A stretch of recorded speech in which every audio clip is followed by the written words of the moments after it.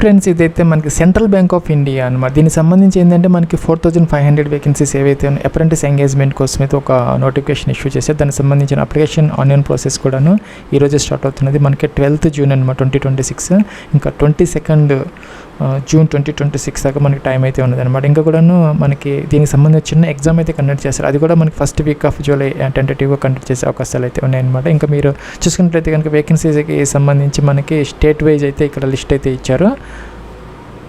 Plus మీరు చూసినట్టయితే కనుక ఆంధ్రప్రదేశ్లో దాదాపుగా మనకి 128 సీట్స్ అయితే, ఇవైతే జాబ్స్ కాదనమాట. ఎందుకంటే ఇక్కడ మనకి పోస్ట్ అని చెప్పి మెన్షన్ చేయలేదు, సీట్స్ అన్నారనమాట.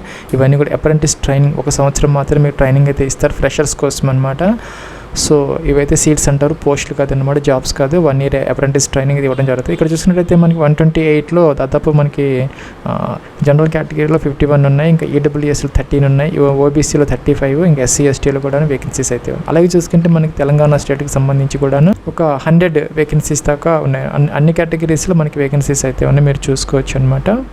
ప్లస్ అక్కడ కూడాను మనకి ఏంటంటే ఆ యొక్క 128 వేకెన్సీస్ ఏవైతే ఉన్నాయో ఆంధ్రప్రదేశ్కి సంబంధించి కూడా మనకి అన్ని డిస్ట్రిక్ట్స్లో దాదాపుగా వేకెన్సీస్ అయితే మీరు చూసుకోవచ్చు అనమాట. మీ సొంత జిల్లాలో, మీ సొంత ప్లేస్లో మీకు 1 year పాటు ట్రైనింగ్ ఇచ్చే అవకాశాలు అయితే ఉంటాయి అనమాట. ఇక్కడ చూసుకోవచ్చు మీరు అనంతపురం నుంచి బాపట్ల, చిత్తూరు, గుంటూరు దగ్గర నుంచి మనకి విజయనగరం వరకు కూడాను అన్ని ప్లేసెస్లో మనకి వీళ్ళకి బ్రాంచెస్ ఉన్నాయి. అక్కడైతే మీకు ట్రైనింగ్ ఇచ్చే అవకాశం అయితే ఉంటుంది. మీకు తర్వాత ఒక ఫామ్ అయితే వీళ్ళు పంపిస్తారనమాట. దాని ద్వారా మీరైతే ఆ యొక్క లొకేషన్ని మీరు చూజ్ చేసుకునే అవకాశం అయితే ఉంటుంది.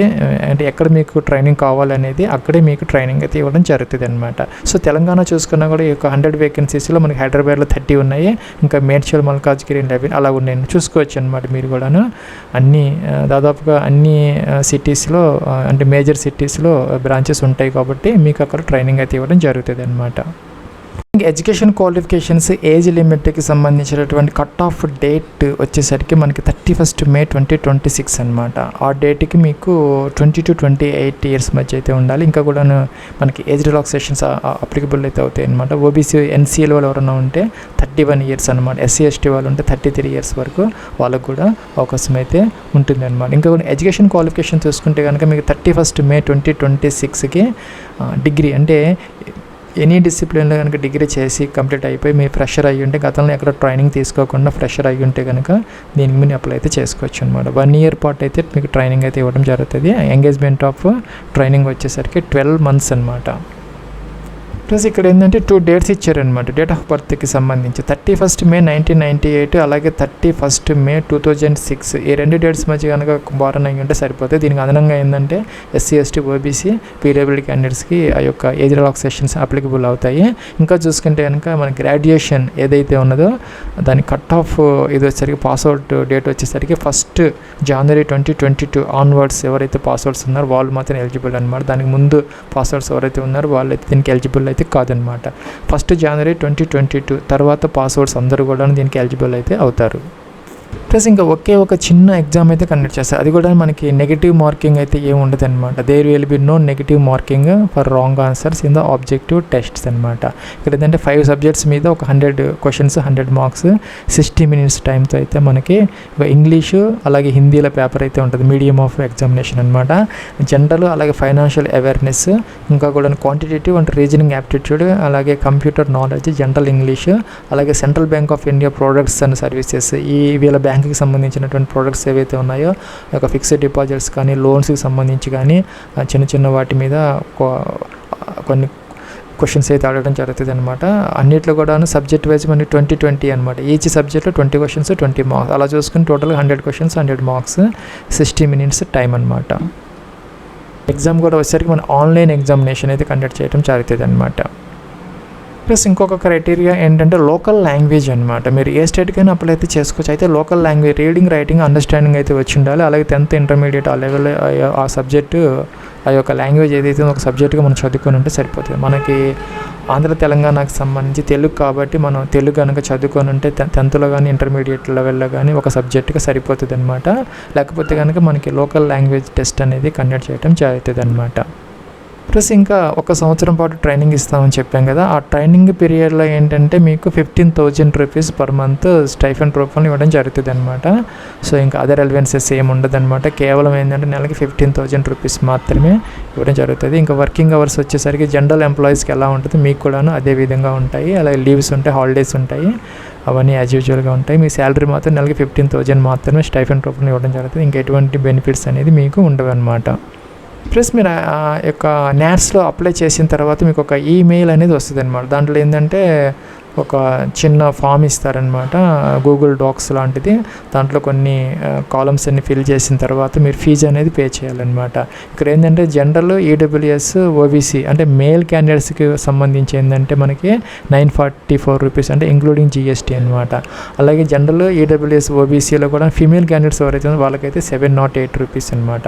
ఇంకా ఎస్సీ, ఎస్టీలో ఎవరైతే ఉన్నారో మేల్, ఫీమేల్ అందరికీ కూడాను 236. అలాగే పీడబ్ల్యూడీ క్యాండిడేట్స్ మీద వాళ్ళందరికీ కూడాను 236 రూపీస్ పే చేస్తే సరిపోతుంది అనమాట.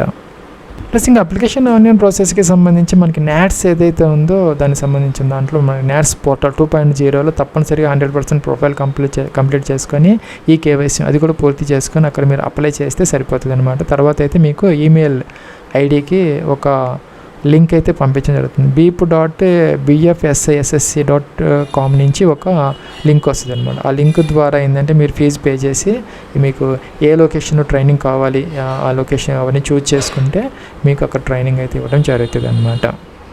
ప్లస్ ఫీజు ఎలా పే చేయాలి, అలాగే సెకండ్ స్టెప్ ఆఫ్ అప్లికేషన్ ప్రాసెస్లో చిన్న ఫామ్ ఉంటుంది, అదిలాగా ఫిల్ చేయాలనే దానికి మనం లాస్ట్ ఇయర్ ఒక వీడియో చేసామన్నమాట. మరి ఈ సంవత్సరం కూడా సేమ్ ప్రాసెస్సే కాబట్టి మీరు ఆ వీడియో చూసుకుంటే మీకు ఒకసారి మీకు అర్థమైపోతుంది. పోయిన సంవత్సరం కూడా మనకి 4,500 వేకెన్సీస్ మాత్రమే ఇచ్చారు, సేమ్ అనమాట, సేమ్ టు సేమ్. ఫీజు కూడా సేమ్ అనమాట, అంటే ప్రాసెస్ కూడా సేమే ఉన్నది. సో మీరు నాట్స్లో అప్లై చేసిన తర్వాత ఈ వీడియో చూస్తే మీకు అర్థమైపోతుంది ఆ ఫామ్ని ఎలా ఫిల్ చేయాలి, ఆ లొకేషన్ ఎలా మనం సెలెక్ట్ చేసుకోవాలి, ఫీజు ఎలా పే చేయాలనేది తెలిసిపోతుంది. ప్లస్ ఇదైతే మనకి నాట్స్ 2.0 పోర్టల్ అనమాట. నేషనల్ అప్రెంటిస్షిప్ ట్రైనింగ్ స్కీమ్ సంబంధించినటువంటి స్టూడెంట్ అని ఉంటుంది. ఇక్కడ స్టూడెంట్ తీసుకుంటే రెగ్యులర్ స్టూడెంట్ తీసుకోవాలి. దాంట్లో ఏంటంటే మీకు ఆల్రెడీ అకౌంట్ ఉంటే కనుక స్టూడెంట్ లాగిన్ అని ఉంటుంది అనమాట. సో లాగిన్ అయిపోతే ఈమెయిల్ ఐడి, పాస్వర్డ్ క్యాప్చర్ ఇచ్చేసి లాగిన్ అయితే అవ్వచ్చు అనమాట. లేదు మీకు అసలు అకౌంట్ లేకపోతే కనుక ఇక్కడ దీంట్లో మీరు ఏంటంటే మొదట అకౌంట్ అయితే క్రియేట్ అయితే చేసుకోవాలి. స్టూడెంట్ రిజిస్ట్రేషన్ ఉంటుంది అనమాట. దీన్ని మీద క్లిక్ చేస్తే మనకి రిజిస్ట్రేషన్ ఫామ్ అయితే ఓపెన్ అవుతుంది. మీకు ఏంటంటే వ్యాలిడ్ పర్సనల్ ఈమెయిల్ ఐడి ఉండాలి, మొబైల్ నెంబర్ ఉండాలి, ఆధార్ నెంబర్ ఉండాలన్నమాట. ఎందుకంటే ఈ కేవైసీ వెరిఫికేషన్ కోసం. అలాగే ఎడ్యుకేషన్ క్వాలిఫికేషన్స్ సంబంధించి అలాగే కేటగిరీ సర్టిఫికేట్స్ అన్నీ కూడా కావాలి. పీడిఎఫ్ ఫార్మేట్ 1 MB వరకు అలో చేస్తారు. ఇంకా అపార్ ఐడి ఉంటే అది కూడా అవసరం అవుతుంది అనమాట. సో ఇవన్నీ ఉన్నాయి అని చెప్పేసి మన దగ్గర ఎస్ అయితే పెట్టాలన్నమాట. ఎస్ పెట్టిన తర్వాత ఏమవుతుందంటే ఇక్కడ మీకు మొబైల్ నెంబర్ అడుగుతుంది, ఈమెయిల్ ఐడి అడుగుతుంది, క్యాప్చర్ ఎంటర్ చేసేసి సెండ్ ఓటీపీ మన ఓటీపీ వెరిఫై చేసేస్తే నెక్స్ట్ అయితే మనకు ఫామ్ ఓపెన్ అయిపోతుంది. మీకు ప్రొఫైల్ అంతా కంప్లీట్ చేసుకొని డాక్యుమెంట్స్ అప్లోడ్ చేసి ఫోటో అన్నీ కూడా అప్లోడ్ చేసిన తర్వాత మీకు 100% ప్రొఫైల్ కంప్లీట్ అయిపోతుంది. తర్వాత ఏం చేయాలంటే ఈ విధంగా అప్లై చేయాలన్నమాట. ఫ్రెండ్స్ మనం ఏంటంటే నాట్స్ 2.0 ఎన్రోల్మెంట్ ప్రాసెస్ కోసం ఒక వీడియో గతంలో చేసామన్నమాట. దాని ద్వారా మీరైతే ఈజీగా ఫ్రీగా అందులో మన 100% ప్రొఫైల్ కంప్లీట్ అయితే చేసుకోవచ్చు అనమాట.